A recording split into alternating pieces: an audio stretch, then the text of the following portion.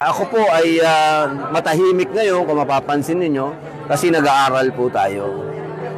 Pinag-aaralan po natin ng rules of court kasi pareho naman yan eh. Hindi naman kami lalabas sa rules of court. Sir, sorry kahit Okay lang. lawyer po kayo, you think you're ready to be a senator judge po, kahit hindi kayo abogado, sir? Opo, isang karangalan po sa atin. Siyempre, maging senator judge. So, umasa po kayo na una sa lahat, ang dapat natin na ipangako sa taong bayan, tayo po ay patas.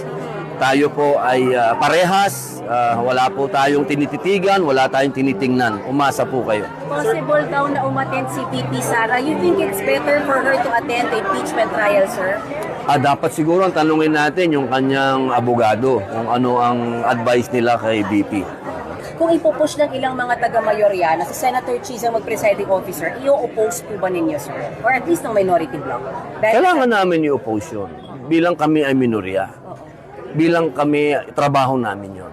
Yung mga alam namin na, teka muna, parang wala yata sa konstitusyon yan. No? Kailangan namin pag-usapan yan. Hindi ibig sabihin nag-aaway kami. Ha? Yun po ang trabaho ng minorya. I-check namin, check and balance namin yung majority. So for you, dapat si SP win talaga? Dapat. Dapat kasi, baliktad eh. Dapat yung majority, ini-encourage nila dapat si SP win, Hindi nila, para sa akin, na degrade yung tao eh.